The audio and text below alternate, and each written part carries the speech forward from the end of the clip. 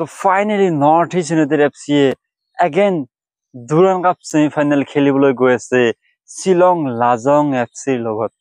বহুত বেছি মানে টাফ মেটচ হ'বলৈ গৈ আছে এইখন, কাৰণ আগত যিকেইখন মেটচ খেলিছো আমি সেইখন আমাৰ বাবে ইজি আছিলে, কিন্তু এইখন মেটচ বহুত বেছি টাফ হ'বলৈ গৈ আছে।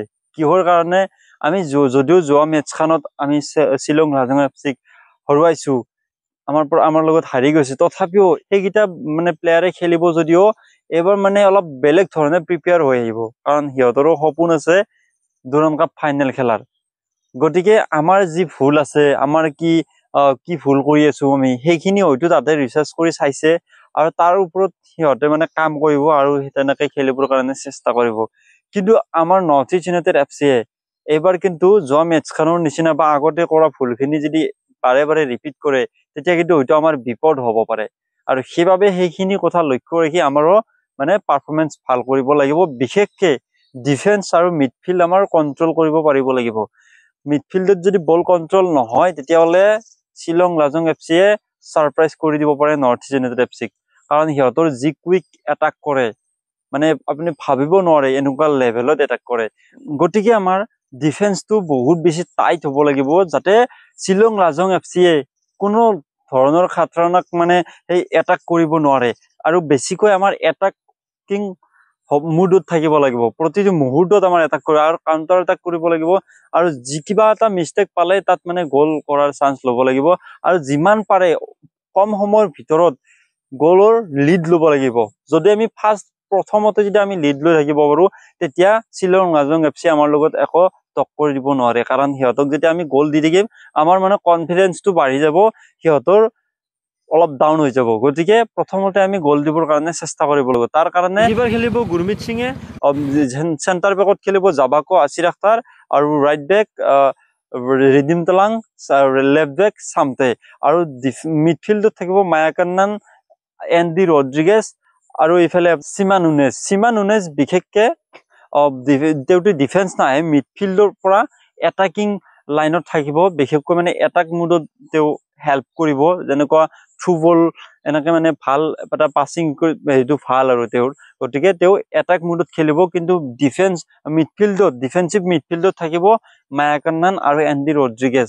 তাৰপিছতে ৰাইট উইংছত থাকিব জিতিন এমেছ, আৰু লেফ্ট উইংছত থাকিব আলাউদ্দিন আজাৰিয়ে। তাৰপিছত ষ্ট্ৰাইক খেলিব ৰিঞ্জৱালা।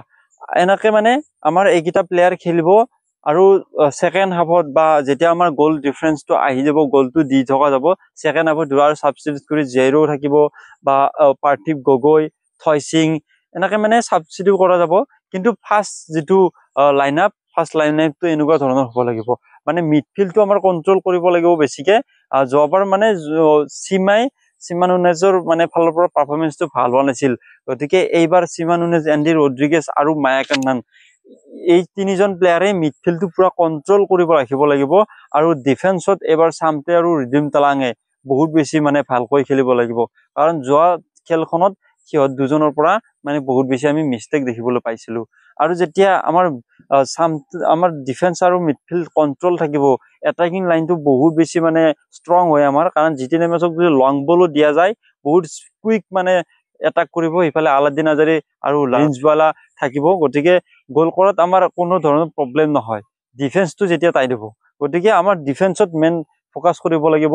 আৰু আপোনালোকৰ কি মতামত কমেণ্ট কৰি জনাব। আৰু এইখন খেলত মই প্ৰেডিকশ্যন কৰিব গৈ আছো, মোৰ ফালৰ পৰা মই ভাবিছো 3-1 হ'বলৈ গৈ আছে, কাৰণ আমাৰ ফালৰ পৰা 3 গ'ল দিব শ্বিলং লাজঙক, কিন্তু শ্বিলং লাজং এফচিয়ে এগ'ল দিব বুলি মই প্ৰেডিকশ্যন কৰিছো। আপোনালোকৰ কি প্ৰেডিকশ্যন কমেণ্ট কৰি জনাব পাৰে। আৰু ইয়াৰ মাজত যদি কোনোবা প্ৰেডিকশ্যন কাৰোবাৰ যদি মানে ৰাইট হয়, নেক্সট ভিডিঅ'ত মই আপোনালোকৰ কমেণ্ট আৰু আপোনালোকৰ নাম মানে স্ক্ৰীনত দি দিম, সকলোৱে চাব পাৰিব। চ' কমেণ্ট কৰিব আপোনালোকৰ মতামতসমূহ, আৰু মই বহুত বেছি আশা কৰিছো এইখন মেটচত খুব ধুনীয়াকে ডমিনেট কৰিব শ্বিলং লাজং এফচিক, আৰু সুন্দৰভাৱে জয় হৈ ফাইনেললৈ প্ৰৱেশ কৰিব। ত' ধন্যবাদ।